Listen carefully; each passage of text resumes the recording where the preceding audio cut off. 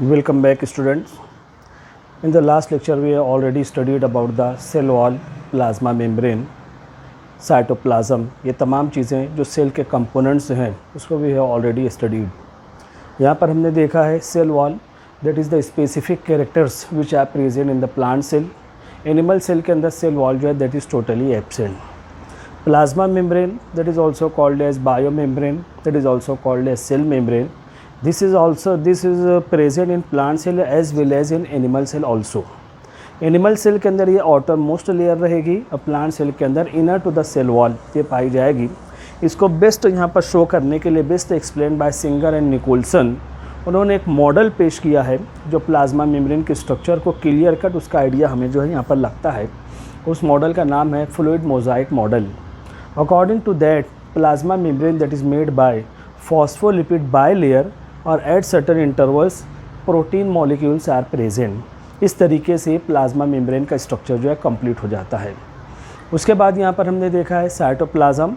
Cytoplasm ground part जो होता है उसको जो है साइटोप्लाज्म कहेंगे, जिसके अंदर नियर अबाउट 95% जो है यहाँ पर वाटर होता है और यहाँ पर ऑर्गेनिक कंपोनेंट, इनऑर्गेनिक कंपोनेंट हैं, बहुत सारे एंजाइम्स हैं, हार्मोन्स हैं, सेल ऑर्गेनेल्स हैं, ये तमाम के तमाम चीज़ें यहाँ पर जो है प्रेजेंट होती हैं। तो cytoplasm that is called as main centre for the metabolic reaction of the cell.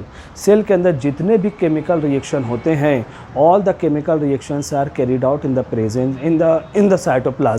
Cytoplasm के अंदर ही यहाँ पर होते हैं और ये साइटोप्लाज्म जो है सेल का एक मेजर पार्ट जो है यहाँ पर कवर करता है। अब यहाँ पर ये तो सेल वॉल हो गई, प्लाज्मा मेम्ब्रेन है, साइटोप्लाज्म। अब साइटोप्लाज्म के अंदर जितने भी सेल ऑर्गेनेल हैं, all the cell organelles are present in suspended form, scattered form में है, स्विमिंग करते हैं, तैरती हुई हालत में यहाँ पर जो है पाए जाते हैं। तो वन बाय वन अब यहाँ से जो लेक्चर रहेंगे एक एक यहाँ पर सेल ऑर्गेनेल यहाँ पर जो है वन बाय वन हम यहाँ पर उसको देखते हैं। तो आज इस लेक्चर के अंदर मैं आपको शुरू कर रहा हूँ बच्चों, वो रहेगा हमारा एंडोप्लाज्मिक रेटिकुलम। एंडोप्लाज्मिक रेटिकुलम, इसको जो है यहाँ पर शॉर्ट में ER से लिखा जाता है। काफ़ी बड़ा नाम है, आपको पूरा ही लिखना है, लेकिन कहीं पर अगर ER आता है तो आपको समझ लेना है ये that is the short form of endoplasmic reticulum. तो यहाँ पर ये एक ऐसा सेल ऑर्गेनेल है which are present in both plant and animal cell. Plant cell के अंदर भी एंडोप्लाज्मिक रेटिकुलम होता है, एनिमल सेल के अंदर भी यहाँ पर एंडोप्लाज्मिक रेटिकुलम होता है। और जितने भी सेल ऑर्गेनेल हैं उसका एक बहुत बड़ा मेजर पार्ट जो है ये एंडोप्लाज्मिक रेटिकुलम साइटोप्लाज्म के अंदर कवर करता है। अगर यहाँ पर प्लांट सेल या एनिमल सेल की हम यहाँ पर स्टडी करते हैं तो ये यहाँ पर जो है ये प्लाज्मा मेम्ब्रेन है, ये न्यूक्लियस यहाँ पर है। तो आम तौर पर यहाँ पर जो है जो एंडोप्लाज्मिक रेटिकुलम होता है इसका जो नेटवर्क होते हैं वो यहाँ पर देखा जाएगा न्यूक्लियर मेम्ब्रेन को प्लाज्मा मेम्ब्रेन से जोड़ देते हैं। कई जगहों पर ऐसी सिचुएशन यहाँ पर पाई जाती है जिसकी वजह से यहाँ पर न्यूक्लियस जो होता है that occupies a specific place. Nucleus यहाँ पर मूवमेंट नहीं होता है। न्यूक्लियस का काम क्या है? To control all the activities of the cell. Cell की तमाम के तमाम एक्टिविटीज़ को उसको तो कंट्रोल करना है। तो कई तरफ से endoplasmic reticulum that joints nuclear membrane with plasma membrane, वही चीज़ है 50% of plasma membrane and nuclear membrane are attached with endoplasmic reticulum, जिसकी वजह से न्यूक्लियस जो है यहाँ पर सेंट्रल पोजीशन पर या एक स्पेसिफिक पोजीशन के ऊपर यहाँ पर रहेगा। उसके अंदर किसी भी किस्म का कोई डिस्टर्बेंसेस यहाँ पर नहीं पाए जाते हैं। अब यहाँ पर मैंने कहा this endoplasmic reticulum that is present in all plant cell and animal cell except few cell. वो कौन से सेल हैं जहाँ पर एंडोप्लाज्मिक रेटिकुलम नहीं होता है? These are present in all eukaryotic cell except in ovum.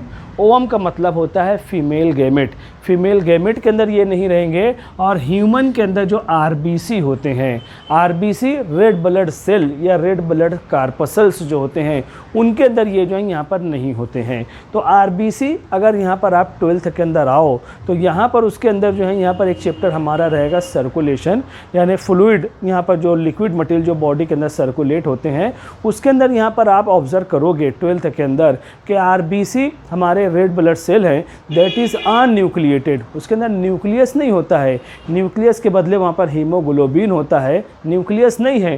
तो एंडोप्लाज्मिक रेटिकुलम कैसे उसको पैक करेगा, कैसे उसको अटैच करेगा, कोई ज़रूरत ही वहाँ पर नहीं होती है। तो ये आरबीसी के अंदर उसका ऑब्जर्वेशन नहीं होता है। इसी तरीके से यहाँ पर ओवम के अंदर जो न्यूक्लियस है वो एक्सेंट्रिक होता है, एक्सेंट्रिक न्यूक्लियस होता है, that is not present in the centre, just away from the centre. तो उसकी पोजीशन वहाँ पर फिक्स है, तो उसको यहाँ पर पैक करके रखने की ज़रूरत नहीं होती है। तो हर प्लांट और एनिमल सेल के अंदर यहाँ पर endoplasmic reticulum is present except ovum and RBC. अब यहाँ पर जो देखना है हमें, अब यहाँ पर ये जो इसका स्ट्रक्चर जो होता है that is present in the form of very fine tubule, in the form of network, एक नेटवर्क की सूरत में, एक जाल की सूरत में, एक वेब लाइक स्ट्रक्चर की सूरत में बारीक बारीक टिब्यूल्स यहाँ पर मौजूद होते हैं। And all the tubules are connected with each other, एक दूसरे से कनेक्टेड यहाँ पर होते हैं। तो ये तमाम के तमाम टिब्यूल्स जो यहाँ पर मौजूद हैं, जो लॉन्ग टिब्यूल के फॉर्म में एक दूसरे से कनेक्टेड विथ ईच अदर, इनको कहा जाता है सिस्टर्नी। हम ये कह सकते हैं endoplasmic reticulum is present in the form of network, that network is called as cisternae. उसी नेटवर्क को जो यहाँ पर सिस्टर्नी के नाम से पहचाना जाएगा। यही नेटवर्क है जो न्यूक्लियर मेम्ब्रेन को प्लाज्मा मेम्ब्रेन से जोड़ देता है, ज्वाइन कर देता है। यही कंडीशन यहाँ पर जो है पाई जाती है। अब इतने बल्क क्वांटिटी में, मेजर क्वांटिटी में ये एंडोप्लाज्मिक रेटिकुलम यहाँ पर होते हैं कि यहाँ पर cytoplasm that divides, cytoplasm divide होता है। अब ये जो कैविटी यहाँ पर मौजूद है, ये जो कैविटी यहाँ पर इसके अंदर ल्यूमेन के अंदर यहाँ पर प्रेजेंट होती है, उसके अंदर भी साइटोप्लाज्म है, उसके बाहर भी साइटोप्लाज्म है। इसी वजह से this endoplasmic reticulum that divides cytoplasm into two parts. पहला पार्ट तो है लेमिनल साइटोप्लाज्म और दूसरा होता है नॉन लेमिनल साइटोप्लाज्म।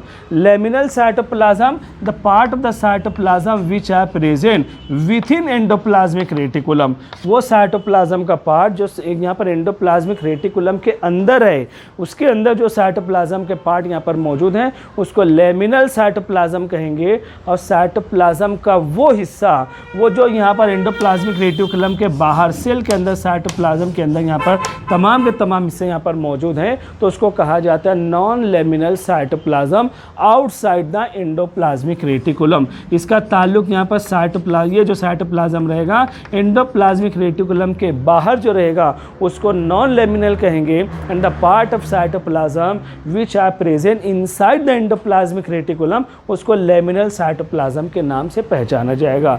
यानी जितने भी सेल ऑर्गेनेल हैं उसका एक मेजर पार्ट जो कवर करता है वो यही करता है। इस तरीके से एंडोप्लाज्मिक रेटिकुलम है जो मेजर पार्ट कवर करने के लिए जिम्मेदार होता है।